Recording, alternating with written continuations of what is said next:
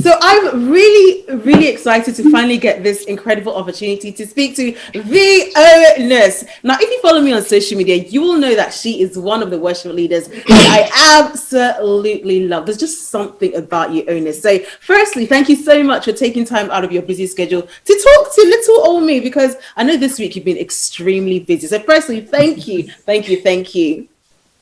I'll also say thanks for having me. It's an honor, like a great privilege. Yeah. I see why I said it. I love it. I'm excited. There are people you meet on social media before you meet them, and you feel like you really know them. And so you are one of them. No, that is actually really true. So I want to start off first. Tell us a little bit about yourself, how you got into music. Tell us a bit about that, your journey. Okay, so music started for me. I was pretty young, like age of 6.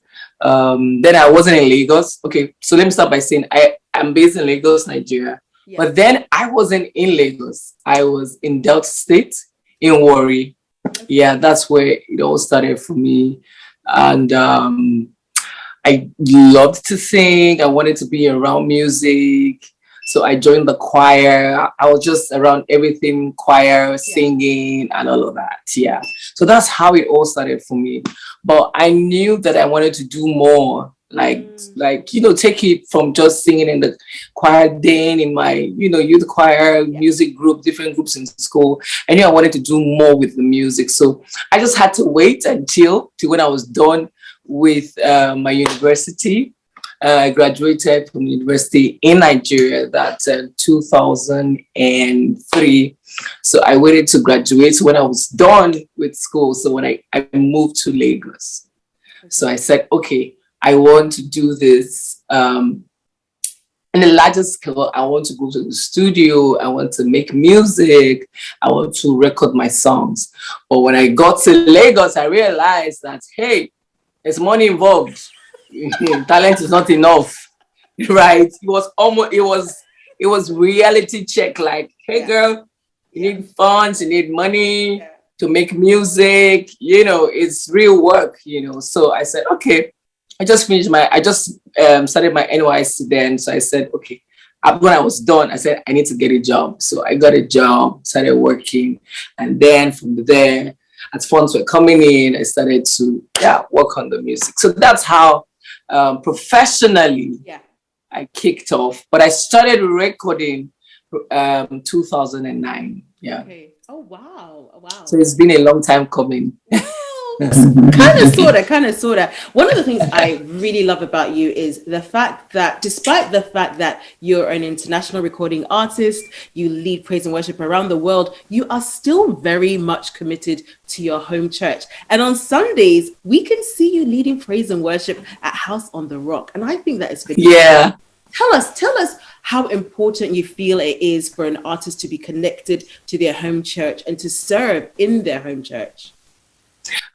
It's very key, if you get a place to serve, I think it's something that would help you. Yeah. I often say, I always use these words, I say it to myself and I say it to a lot of the people that I mentor. I say to them, that you're first a Christian,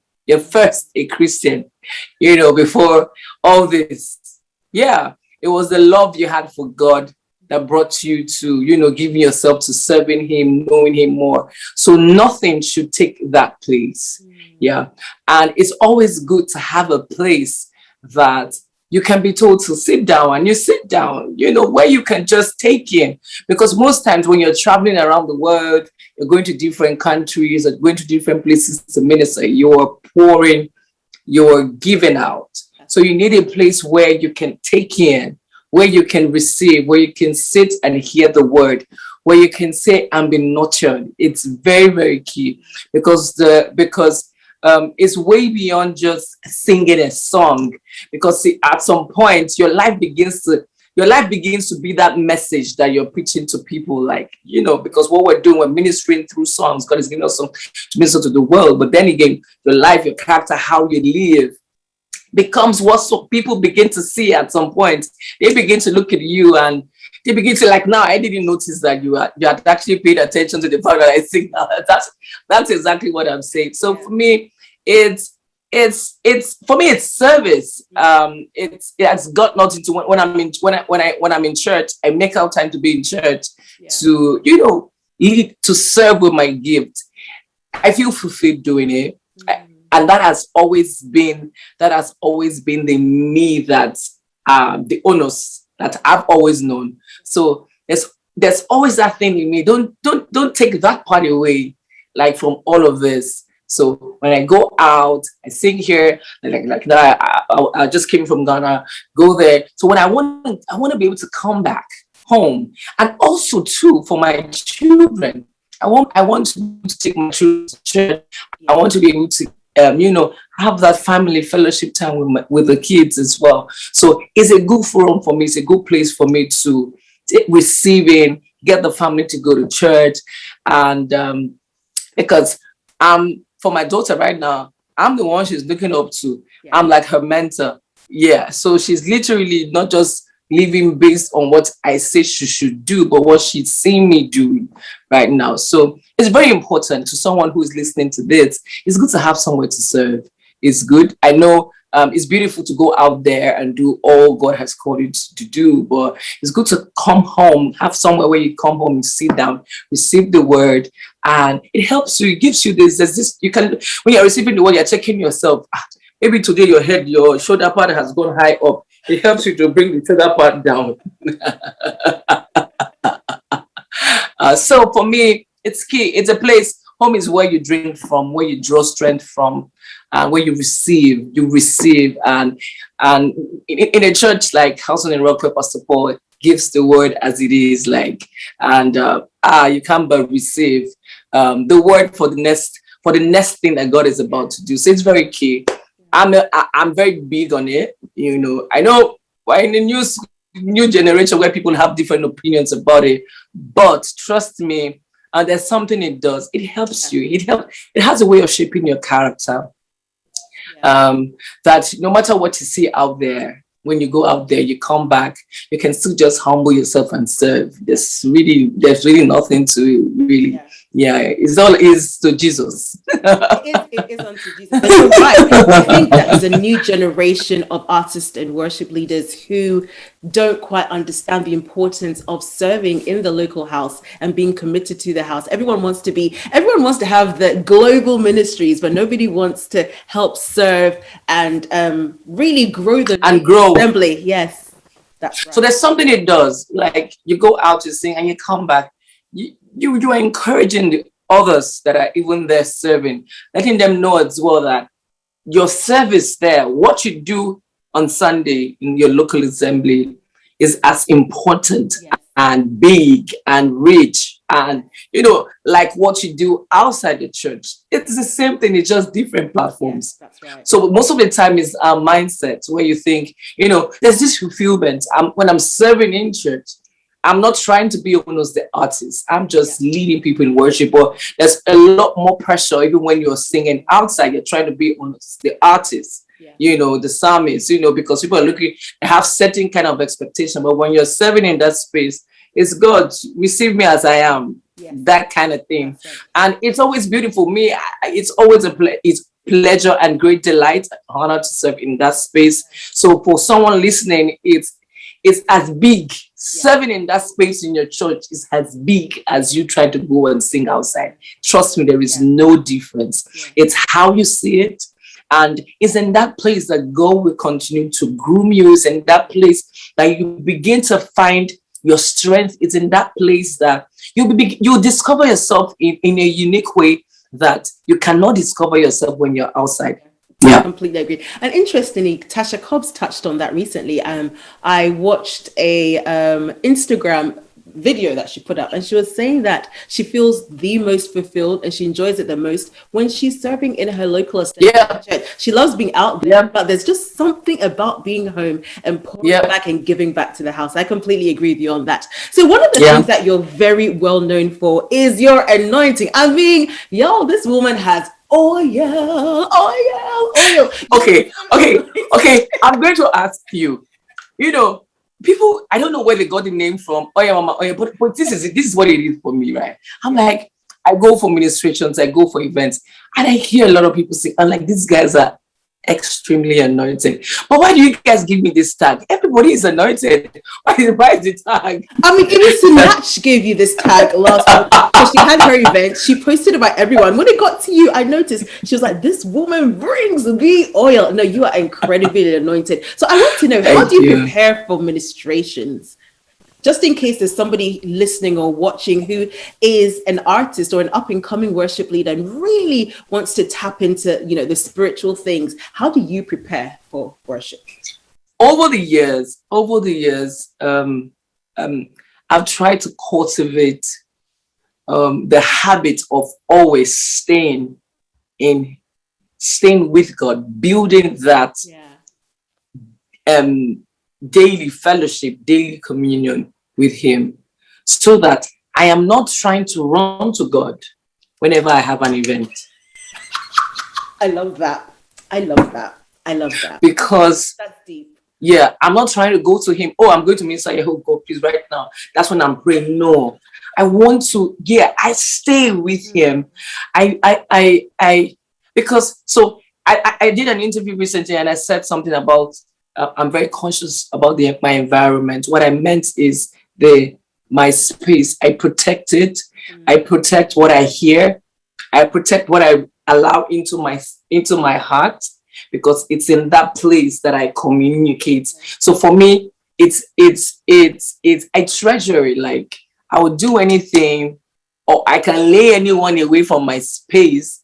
That it's, if the conversation is, if when I'm done speaking and I cannot connect with God, I know there's a problem, right? That's how spooky I can get with my space. Like, because my relationship with God is extremely important, because I cannot go to God only when I need to go and minister. Oh, I'm ministering tomorrow. Okay, like I was ministering in Sinach's event. Oh, so the day before, well, I'm now spending time 2 hours in God's presence. It doesn't work like that. It doesn't work like that. In as much as it's good to come, you say you need to make it a lifestyle. So in making that relationship a lifestyle, it helps you. It helps you even whilst you worship. And I do this monthly worship thing, and I do breathe, where it's just a one-on-one communion and fellowship with God. I do it. I've been doing it for 3-4 years. I started it alone, and with that, it has helped me to focus, keep my eyes more on Jesus and nothing else.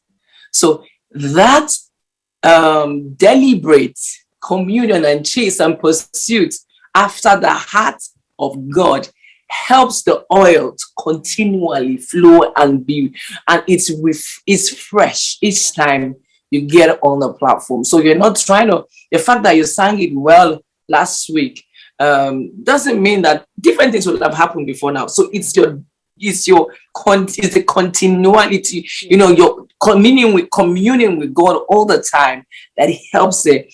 And also when I'm talking about communion with God, not just I'm praying. Some of the songs I sing on stage, I have sung it in my closet. I have cried with it in my closet. So when I get on stage, it's like I am bringing my closet on stage with me. It's like I am rehearsing what I have been singing. And same thing when I'm with my band. I don't do rehearsals with my band because I have an event.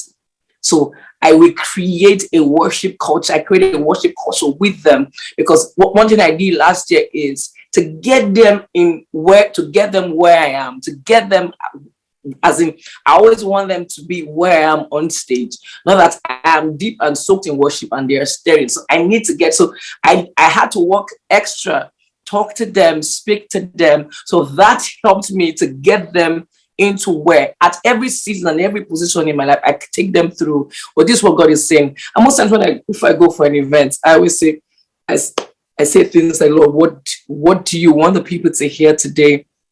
What do you want to say to the people today? So I open my heart, because the truth is, as psalmists, as ministers, when God gives you a song, there's a message in a song He wants the people to hear. So for every assignment, there's always something you need that God wants to show you. So it's your job to find out what God wants the people to hear. So I'm at that place that each time before I go, apart from, oh, I have these songs, that song, oh, people want to hear that. But then again, I always ask, I always say this prayer, Father Lord, what do you want the people to hear? What are you saying in this season? What is my assignment in this event? I just don't want to go there and shout and scream and I'm out. I want someone's heart to be connected to you.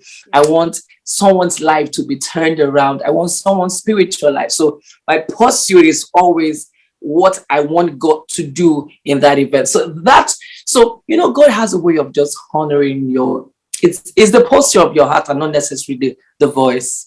Yeah, I always tell people is where your heart is. He sees it. And he sees that your heart is in a place where you really want the people to go. You're not trying to go there to be like the best voice. No. You just want men to be saved, lives to be healed, lives to be transformed, lives to be delivered. So that's how I prepare. So I don't prepare for an event for tomorrow because I have to pray today for tomorrow. No, I make it a lifestyle, and that's how I've been for years. So maybe that's the part of me they see, and I can wail on stage. So that the groaning me on stage, that's the me in my closet. That's how I worship in my closet. So all I do is I take that experience I have at home, that experience I have when I'm worshiping with God, get it on stage. It can be difficult to do, but like I said, the more you stay with God, the more He gives you wisdom on how to make that happen once you're on stage. So it's really about the overflow of your personal time, your closet time with the Lord, that then overflows to what we see on stage. I love that. Stage, So now let's talk about your music. You've released quite a number of singles this year. Love them all. And you've released a lot of projects. I know you've got new music on the horizon as well. Tell us what is next for Onos. Tell us about your music, your forthcoming project. Just give us the scoop. Okay, I'm excited about the new project I'm working on. I'm so excited because it's an expression of me. There's an expression of me in the album that I have been trying to put out for years. But I didn't have what's the word? You know how you have an idea, but you really don't know how to execute it. But I think God gave me wisdom on how to execute it, like how to make it happen. So there's a stage part of me that I've always wanted to share with the people in a CD, like record. But trying, those moments, how those spontaneous moments you have on stage that you're trying to capture. But I get it on stage, but I've never found a way to capture them because I don't want it to be mechanical, because I don't want it to be fake. So with this project, when I started recording, I remember this year when I started Breathe, for Breathe this year, the Holy Spirit just said to me, why not record your Breathe sessions? Like, I don't record my Breathe sessions. I just go on Instagram, click on because for me it's all about Jesus. That's let me tell you how I am. I can be like that. I just click on the IG. I didn't used to do Facebook, even IG on Facebook. I was like, no. I just put it on Instagram. I didn't even put it on Facebook. So those just said to me, just prompted me to record it. I heard it, just record your bridge sessions, like proper recording. Okay, it was like 1 week too. So I called my team. I said, I think this we're having Breed on mail, and I said, I think this Breed session, I want to record it because there are songs on my songs I sing. We normally sing it during our Breed sessions. On the new songs, we just sing it. So what I do is I'll be singing them on the Breed session. Then I will now okay, it's time to record. I'll now go to the studio and go give the song to the producer. Then he makes the music. But for some strange, God said to me, as a record your Breed session. So we rehearsed. I got the guys. We rehearsed it. I didn't put it out. On my page when I posted Breed, the first one. I didn't say we're recording. I only just said we're having Breed. So even when people came in that day, they didn't know we're recording. So it was just 1 week. 1 week I got that. In fact, the only problem, it was just 1 week to when we had Breed. So I said to the guys who normally do my live recording, oh, can you come and do this thing for me? And they gave me some kind of budget. I was like, no problem, let's walk around it. I said, nothing big, nothing fancy. I just kept saying, nothing fancy. I'll just dress. Okay, I'll wear black. That's what I said. I said, I'll wear black in case I sweat. Because I wanted it to be the me that does breathe every time. I wanted that moment, right? So it was in that session I recorded Faithful God. I recorded New Dimension. I recorded so many songs. Yes. So it was, when we're singing it that day in the room, we just sang and it was like I was having my normal read worship, monthly worship meeting. So there was this liberty in the atmosphere, and I was able to just be that me that I wanted to capture for years. Like I've always wanted to capture that me, like the me who is singing leading worship in church, or that me that is as if I'm singing at home. I've always wanted to capture it. Audience of one. Yes. So that's why this project is, trust me, it's really, really unique. That there are dimensions of me that it's been expressed in the album that I'm even amazed at that which God is bringing out. There's a side of me God is revealing to the world that it's always been there, but I've never been captured, And I remember even Jacqueline Carr sent me a message. She was like, especially when she heard New Dimensions, she was like, this song, I played it she said she played it that morning when it was released. There's something on it. And the truth is, when we're recording, rather singing New Dimension, the song ended like 4 minutes. After we finished the song, the remaining 6 minutes was us just lost in worship. And these were moments I've been trying to capture, raw.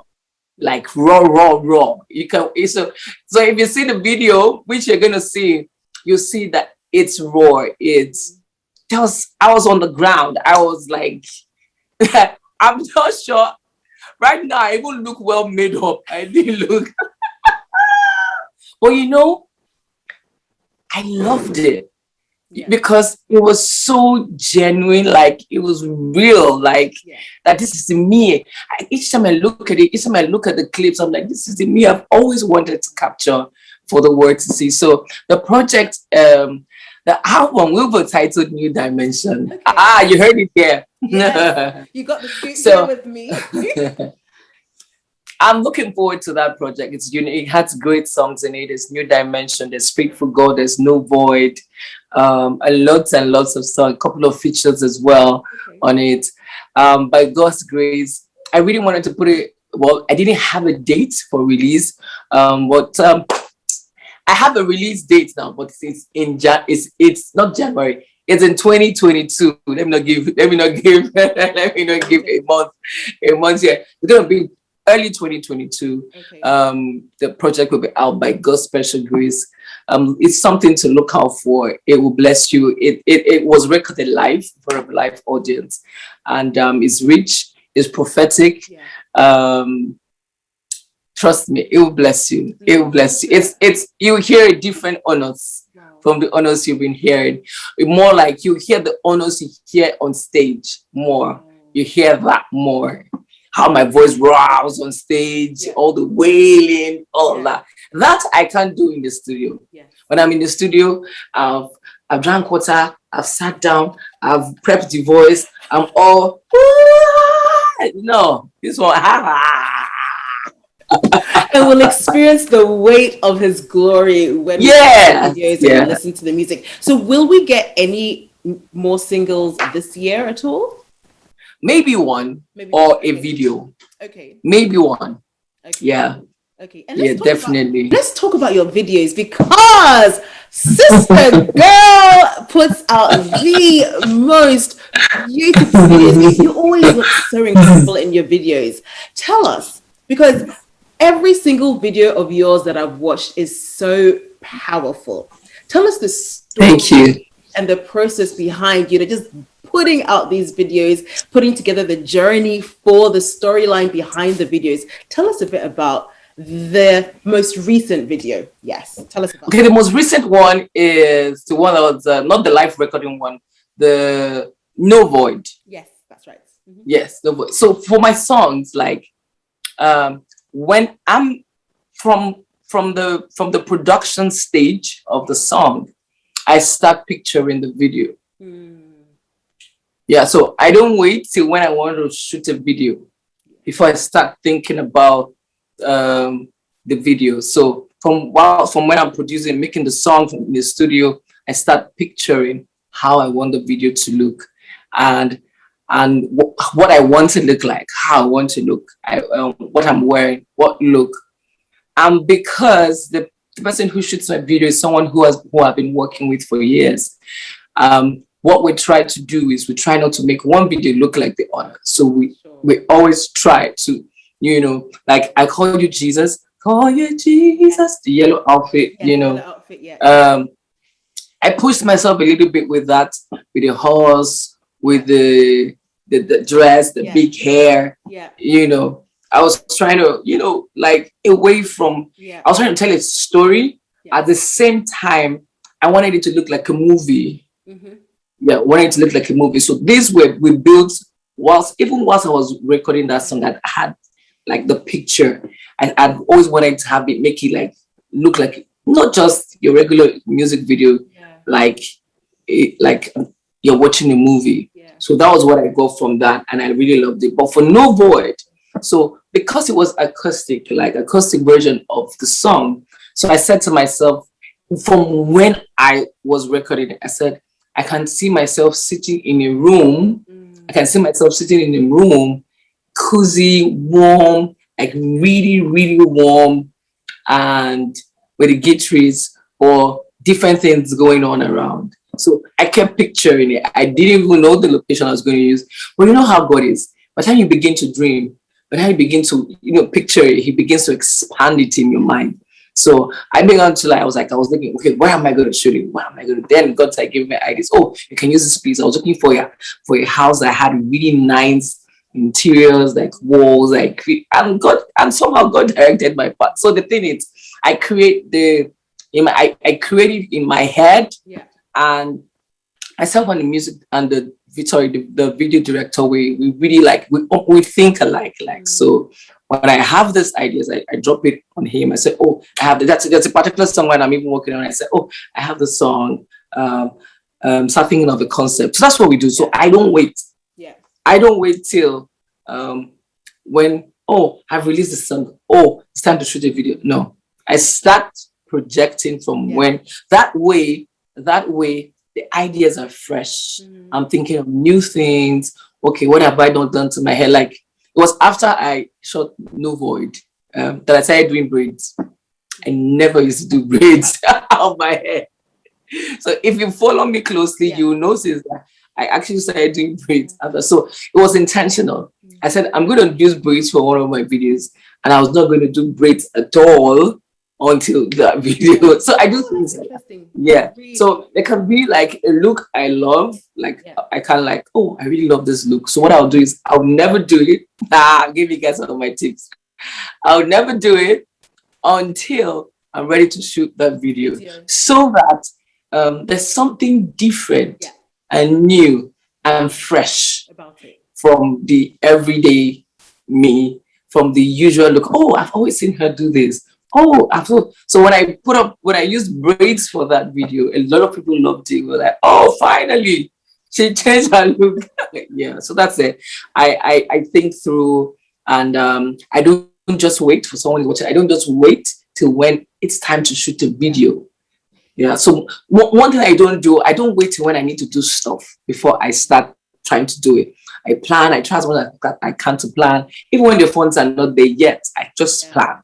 So when eventually, I'm ready to go with it, there is something on ground to work with. Yeah. Oh, I can't talk shy. It's all right. It's all right. We love it. We love you. We love you. So where can your fans see you between now and the end of the year? Do you have events lined up there with us? Because you don't really put your itinerary on social media. You actually don't. Really? Okay, but okay, see what I do is I'll repent. What I do is when I have events. So this is it. When I have events, I put up the flyer. Is that not enough? It doesn't work that way, right? No, what you need to do is you need to actually get a flyer done which lists all of your events so that we, your fans, can know in advance when you've got an event. So let's say, for instance, you're in Manchester and I want to your event, right? If I don't know ahead of time, you just put up the flyer, 2 days before. How can I show up in Manchester if I want to take time off work to come and see the Onos live in concert? No, honestly, I really think you should, give us your itinerary ahead of schedule because you are phenomenal. I'll work on that. I'll tell my team. My management, please, they have to work on that. Yes. But, so that's the thing about us who are always all about Jesus. We don't used to pay attention to all these things. That's true. Help us, oh Lord. That's true. That is very true. That's true. That is very true. Don't worry. I'll work on that. Okay. Well, before I do let you go, I wanted to ask you one fun question. So women are known for the love of shopping. If you could have a day out. I love to shop. Oh, you do? I kind of figured that out. So if you had a shopping day out with any female Bible character, who would it be? Who would it be? That's a tough one. Let me go with Mary. Which of the Marys? The mother of Jesus or Magdalene? Yes. But what are we actually shopping for, really? Mother of Jesus now. Oh, you want to go? Oh, you don't want to go with Mary Magdalene? Please, it's the mother of Jesus I want to go out with, please. What am I doing, Mary Magdalene? The one who gave birth to Jesus. We'll go shopping and we'll buy clothes for Jesus. Oh my God. We'll shop for Jesus. So that the blessing that Jesus brings, that Jesus has brought to our house, will touch me. I'm a Nigerian woman. That's how woman. Well, thank you so much for taking our time to chat with me. Before I do let you go, though, what would you like to say to our Premier Gospel listeners? We love you at Premier Gospel. We love you. We play your music. What do you want to say to your fans in the UK and the Premier Gospel listeners? I want to say thank you for listening to my music, for downloading my songs. Thank you for the support. Thank you. And keep following my pages on Instagram, Onos Ariyo, Onos Ariyo on Twitter, the same thing, Onos Ariyo on Facebook, Onos Onos. Keep sharing. On YouTube, subscribe to my YouTube channel, please. Also, and thank you once again. And big shout out to Premier Gospel Radio for the love, for always playing my songs. Thank you. I was there once, and I will make sure I visit again. My next visit to the UK. That'd be amazing. Thank you for the love. I'm feeling it. I'm feeling the love all over, like right here in Nigeria. I'm feeling it. Well, thank you so much for chatting with me today, and hopefully next time you come to the UK, you can come to the studio. We can have a coming up. We'll have a studio conversation, and I look forward to seeing you live in concert sometime in the UK. Soon. I really want to see you live, but till then, I'll just make do with watching you on House on the Rock live services. God bless you, and speak soon. Thank you, sis. All right, then. Thank you. Bye.